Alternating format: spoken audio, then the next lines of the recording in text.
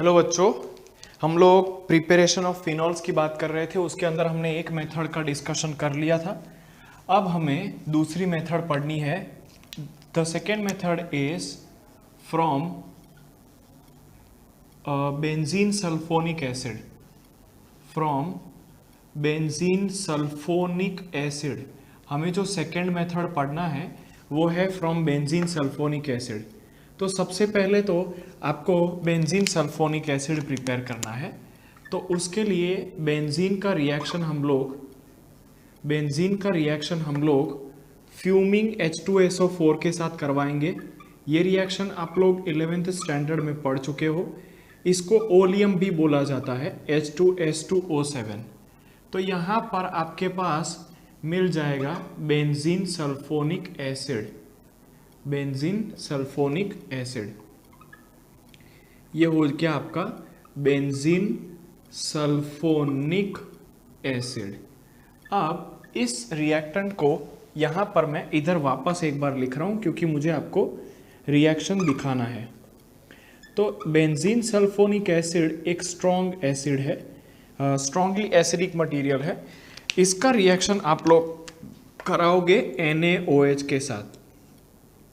तो NaOH जो है वो आपको OH माइनस देगा। ये OH माइनस हमेशा प्रोटॉन के लिए भूखा होता है, तो वो H प्लस और OH माइनस कंबाइन होकर के आपका बना देंगे वाटर माइनस H2O। तो कहने का मतलब आपका क्या बन जाएगा, sodium benzene sulphonate SO3 minus Na plus. ठीक है, अब यहां पर आप एक बार और इसका रिएक्शन कराओगे NaOH के साथ, लेकिन अब की बार 2 NaOH लोगे। देखो बच्चों, मैंने इसको मेरे अलग मेथड से समझाने का ट्राई किया है। मैकेनिज्म बिल्कुल अलग है। मैकेनिज्म में अगर हम जाएंगे डीप में तो वो बहुत ज़्यादा टाइम कंज्यूमिंग है और बुक के अंदर उसको दिया गया भी नहीं है, तो हम उसके अंदर अपना टाइम वेस्ट नहीं करेंगे। तो यहाँ पर 2 NaOH जो है वो NaOH दो बार दे देंगे। बराबर, चेक करो, ये Na और पूरा NaSO3 मिल करके बना देगा Na2SO3। तो माइनस Na2SO3 हो गया आउट। अच्छा, अब OH और इधर का H मिल करके बना देंगे H2O, तो ये हो गया H2O आउट। तो बचा क्या, SO3 Na चला गया, Na चला गया, OH H चले गए, तो यहां पर बेंजीन बचा, यहां पे Na बचा और यहां पर O बचा। ठीक है, तो लिख देते हैं। चलिए, मतलब कि आपका वापस सोडियम फिनॉक्साइड बन गया, सोडियम फिनॉक्साइड। अब सोडियम फिनॉक्साइड में से फिनॉल बनाने के लिए मैंने आपको लास्ट में मेथड बताया था, यहां पर प्लस HCl कर दो, प्लस HCl। बराबर, तो क्या आउट होगा इधर से, चलो इस बाजू लिखते हैं ताकि आपको कोई कंफ्यूजन ही ना हो। यहां पर प्लस HCl करो तो ये Cl माइनस और ये Na प्लस कंबाइन होके बना देंगे माइनस NaCl, और आपका क्या बन जाएगा, फिनॉल। क्या बन जाएगा बच्चों, फिनॉल OH। तो यहां पर आपका हो गया फिनॉल OH बेंजीन के ऊपर। ठीक है, चलिए अभी नोट्स लिख देते हैं। तो नोट्स आप खुद से लिख सकते हो बच्चों रिएक्शन के बेसिस पे। The reaction of benzene sulphonic acid with sodium hydroxide gives sodium benzene sulphonate. This upon further reaction with sodium hydroxide gives sodium phenoxide, which upon reaction with HCl gives phenol. मेरे statement को slow में सुन के आप अपना notes जो है वो खुद से लिख सकते हो, मैं इसके अंदर टाइम नहीं बिगाड़ रहा हूँ। तो ये हो गई हमारी सेकेंड प्रिपरेशन मेथड। थर्ड जो प्रिपरेशन मेथड है that is from benzene diazonium chloride. तो 10th चैप्टर आपको वापस से याद आ जाना चाहिए। बेंजीन डायजोनियम क्लोराइड हमने कैसे बनाया था, चलो चेक करो। फ्रॉम डायएजोनियम सॉल्ट्स, हम लोग डायएजोनियम सॉल्ट्स में से भी यहाँ पर आपके इन कंपाउंड्स को प्रिपेयर कर सकते हैं, फिनोलिक कंपाउंड्स को। तो वो कैसे करेंगे, चलो चेक करो। तो पहले हम लोग बेंजीन डायएजोनियम क्लोराइड बनाएंगे। तो इसका रिएक्शन एनिलीन के साथ करवा दो। तो एनिलीन के अंदर आप ऐड करोगे NaNO2 sodium nitrite plus HCl। तो ये सोडियम नाइट्राइट और HCl एक्चुअली मिलकर के बना देंगे आपका HNO2 प्लस HCl प्लस एक और प्रोडक्ट होगी NaCl, जिसकी मुझे जरूरत नहीं है तो उसको मैं मिटा देता हूं, बराबर। तो NaNO2 और HCl ने कंबाइन होके बना दिया HNO2 प्लस HCl, बराबर। तो यहां पर मैं डायरेक्ट HNO2 और HCl ही लिख रहा हूं क्योंकि रिएक्टिव मटेरियल तो HNO2 ही है। तो बच्चों चेक करो, यहां पर एक हाइड्रोजन, दो हाइड्रोजन और दो चार हाइड्रोजन है और दो ऑक्सीजन है। मैंने पहले भी सिखाया था। तो 4 हाइड्रोजन और 2 ऑक्सीजन मिलके बनाएंगे 2 मॉलिक्यूल्स ऑफ वाटर आउट। बचा क्या? इस बेंजीन के ऊपर नाइट्रोजन बचा, इस बेंजीन के ऊपर नाइट्रोजन बचा, एक और नाइट्रोजन तो N2 हो जाएगा और इसके साथ Cl बचा तो यहां पर Cl लगा दो। तो ये हो गया आपका बेंजीन। ऑर्गेनिक केमिस्ट्री में नाइट्रोजन को बोलते हैं एजो, 2 बार नाइट्रोजन है इसीलिए डायएजो। क्योंकि नाइट्रोजन पॉजिटिवली चार्ज है इसीलिए पीछे लगाया ईएम, तो ओवरऑल नाम हो गया बेंजीन डायएजोनियम क्लोराइड। अब इस बेंजीन डायएजोनियम क्लोराइड का यहां पर मैं वापस लिख देता हूं इसको। इस बेंजीन डायएजोनियम क्लोराइड का रिएक्शन आप करवा दो वाटर के साथ, वार्म वाटर, थोड़ा सा हीटिंग भी दे देना।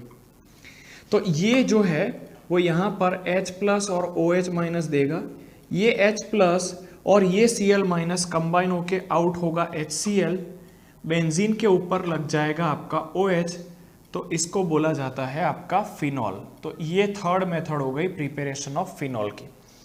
अब लिखोगे कैसे? तो रिएक्शन के अंदर आप लिखोगे कि व्हेन एनिलीन इज रिएक्टेड। चलिए ये एनिलीन जो है वो रिएक्टेंट है। ऑर्गेनिक केमिस्ट्री में आप याद रखो कि कम से कम रिएक्टेंट का और प्रोडक्ट का तो नाम अवश्य लिखोगे।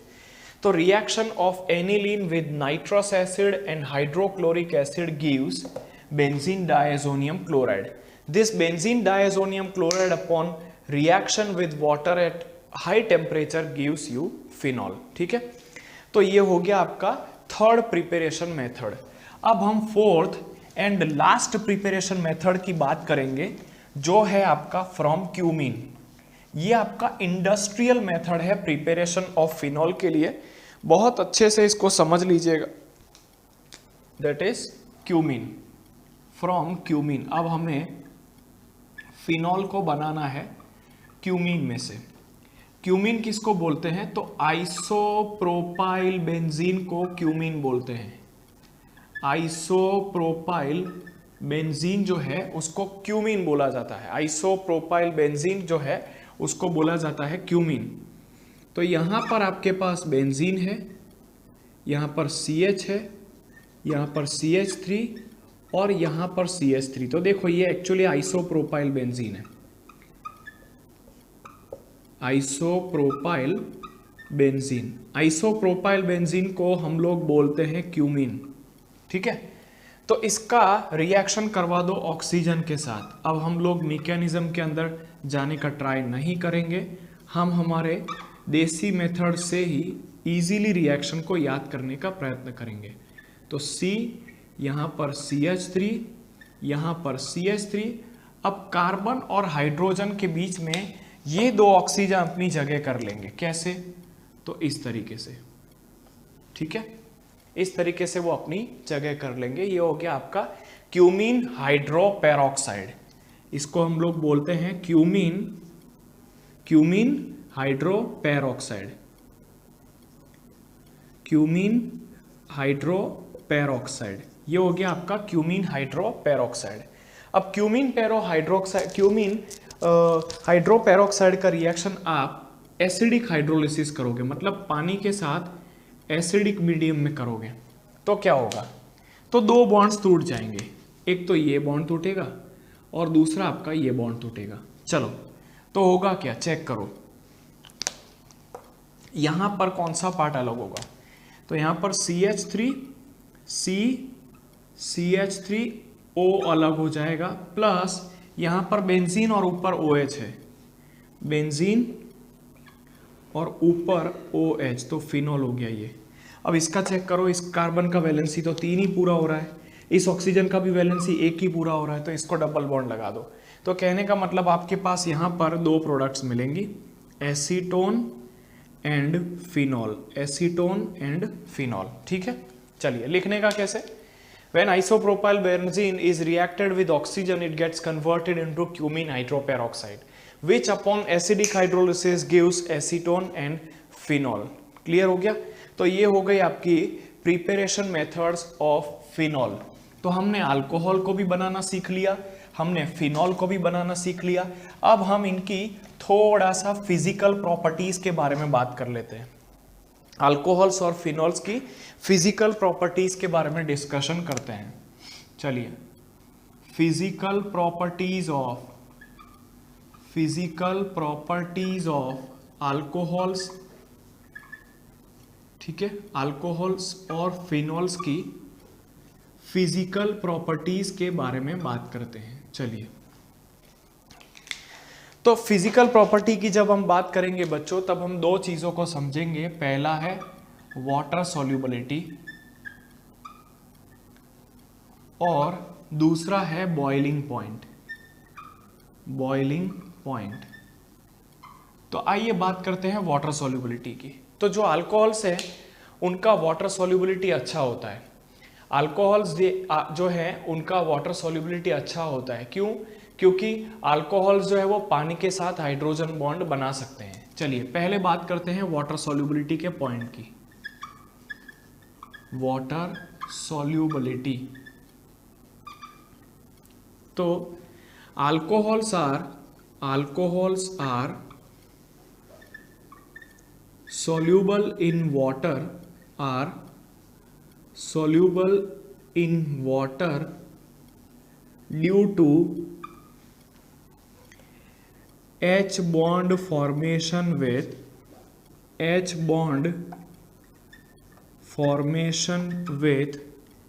water। अल्कोहल्स जो है वो वाटर के साथ मिलकर के H बॉन्ड बनाते हैं। चेक करो, यहाँ पर ROH, ठीक है, और यहाँ पर आपका है OHH वाटर का। तो इन दोनों के बीच में जो weak electrostatic force of attraction आएगा उसको ही तो हम बोलते हैं H बॉन्ड। तो ये हो गया आपका H बॉन्ड। तो because of H bond formation the alcohols are greatly soluble in water. अच्छा, दूसरा पॉइंट हम समझेंगे कि सॉल्युबिलिटी ऑफ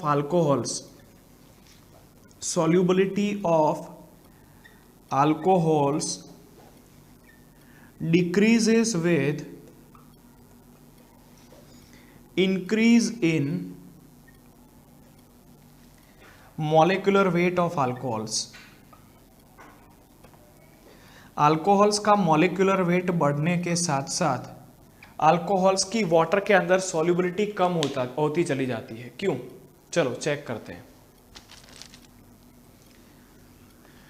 तो जैसे जैसे अल्कोहल्स का मॉलिक्यूलर वेट बढ़ता चला जाएगा, ऐसे ऐसे वाटर के अंदर सॉल्युबिलिटी जो है वो कम होती चली जाएगी।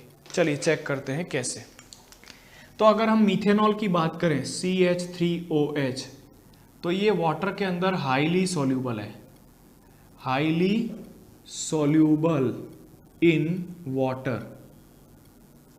अगर हम इथेनॉल की बात करें, CH3CH2OH, तो ये भी हाईली सॉल्यूबल इन वाटर है। लेकिन अगर हम प्रोपेनॉल की बात करें,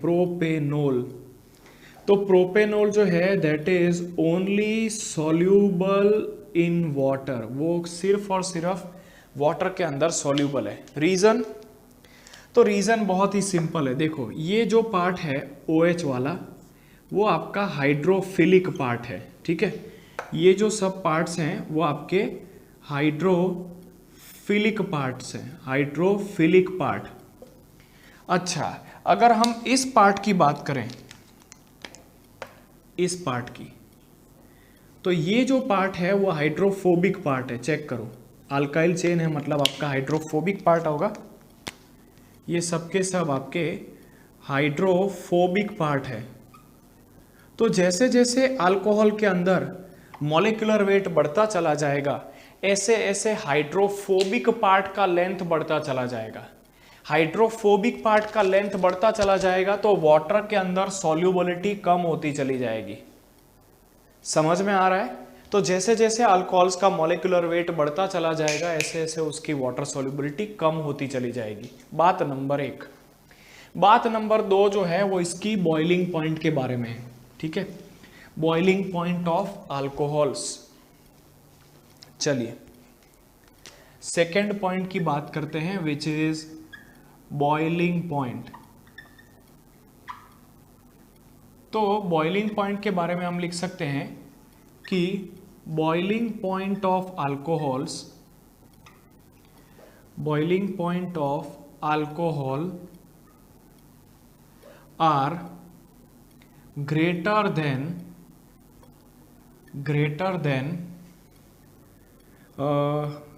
corresponding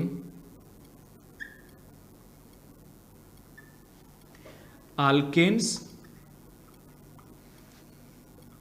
ethers,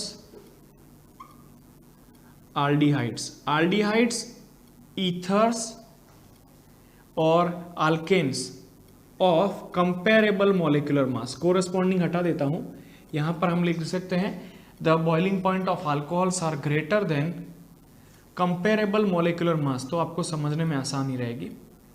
कंपेरेबल मॉलिक्यूलर मास, कंपेरेबल मॉलिक्यूलर मास वाले अल्केन्स, ईथर्स और एल्डिहाइड से ज्यादा होता है।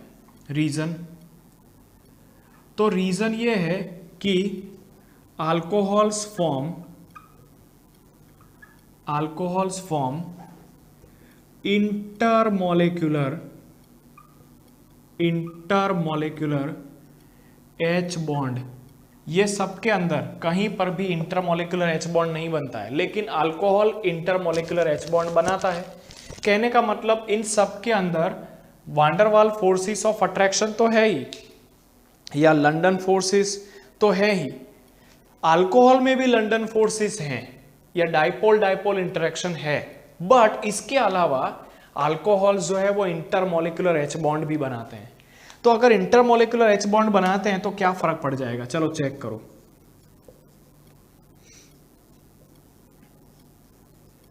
चलो तो यहां पर इस तरीके से आपके अल्कोहल के अंदर इंटरमोलिकुलर एच बॉन्ड बनता है। इंटरमोलिकुलर एच बॉन्ड ये जो है that is intermolecular H bond. तो इसके अंदर आपका इंटरमोलिकुलर एच बॉन्ड बनता है। अगर इंटरमोलिकुलर एच बॉन्ड बनता है तो ये दोनों मॉलिक्यूल्स को एनर्जी देके पहले तो तोड़ना पड़ेगा, फिर आप इसको वेपराइज करोगे, मतलब बॉइलिंग पॉइंट बहुत हाई होगा।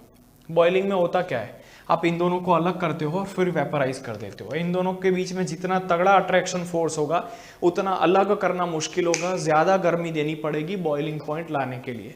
कहने का मतलब कि बॉइलिंग पॉइंट जो है वो अल्कोहल्स का ज्यादा होगा कंपेयर टू अल्केन्स, ईथर्स और एल्डिहाइड्स, क्योंकि उनके अंदर खाली और खाली वांडरवाल फोर्सेस हैं। इसके अंदर वांडरवाल्स तो है ही, साथ साथ में इंटरमोलिकुलर एच बॉन्ड भी है। चलिए बात number 1।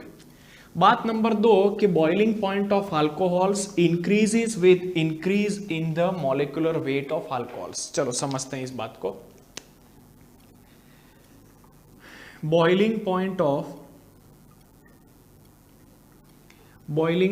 Of alcohols are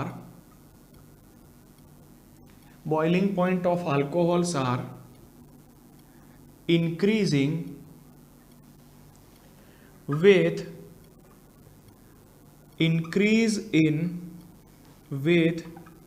increase in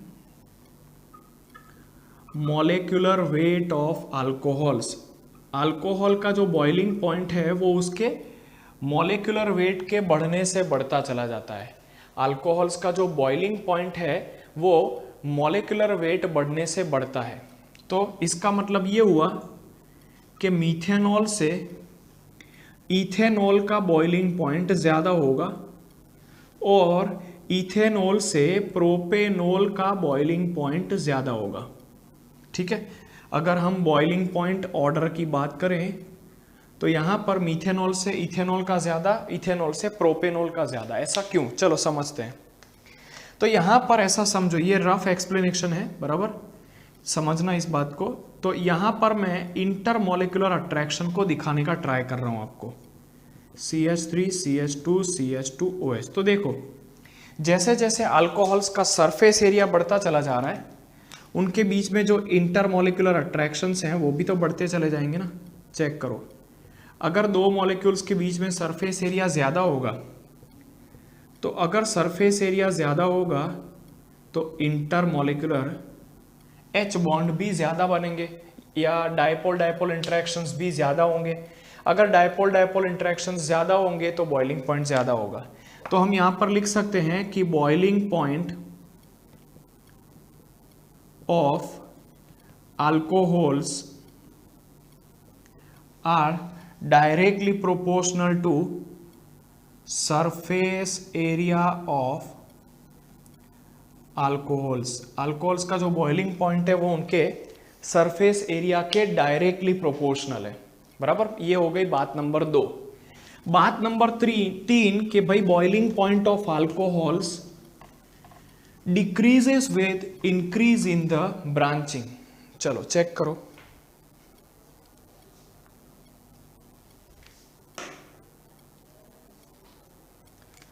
the boiling point of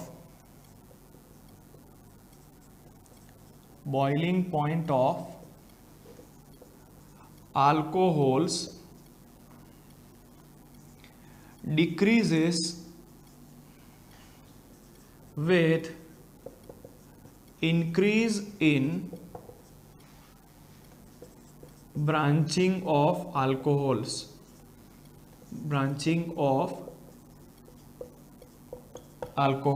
कि भाई बॉइलिंग पॉइंट ऑफ अल्कोहल जो है ना वो ब्रांचिंग बढ़ने से बढ़ता है। चलो चेक करते हैं। तो ये हो गया आपका,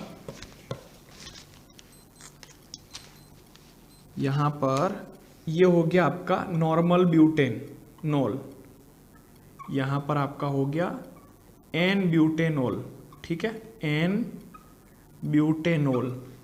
अब मैं इसका एक ब्रांच बना दे रहा हूं।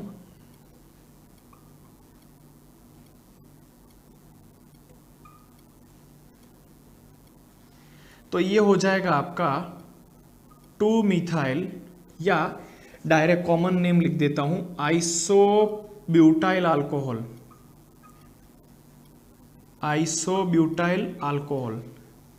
और यहां पर आपका टर्शियरी ब्यूटाइल अल्कोहल आ जाएगा, टर्ट ब्यूटाइल अल्कोहल। यहां पर आपका हो गया isobutyl alcohol, tert butyl alcohol और एन ब्यूटेनॉल। तो बच्चों चेक करो, जैसे जैसे एन ब्यूटेनॉल से टर्शियरी ब्यूटाइल अल्कोहल की तरफ जाओगे, ऐसे ऐसे जो अल्कोहल है वो स्फीयरिकल होता जाएगा। कहने का मतलब उसका सरफेस एरिया कम होता जाएगा। वो तो पता होगा कि जो स्फीयर होता है ना, जियोमेट्री, उसका सरफेस एरिया सबसे कम होता है। तो कहने का मतलब कि यहां पर आप लिख सकते हो कि एज ब्रांचिंग इंक्रीजेस,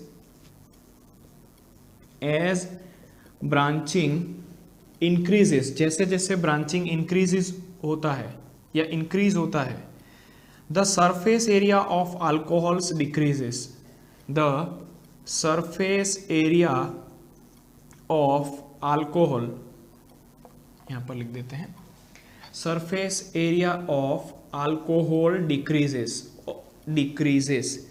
और अगर अल्कोहल का सरफेस एरिया डिक्रीज होता है तो बॉइलिंग पॉइंट भी डिक्रीज होगा। So boiling point of alcohol decreases, boiling point of alcohol decreases. तो चेक करो, अगर आपको कोई बॉइलिंग पॉइंट का ऑर्डर पूछे, बॉइलिंग पॉइंट का ऑर्डर, तो आप लिख सकते हो कि यहां पर boiling point of n butanol is सबसे ज्यादा and tertiary butyl alcohol is सबसे कम।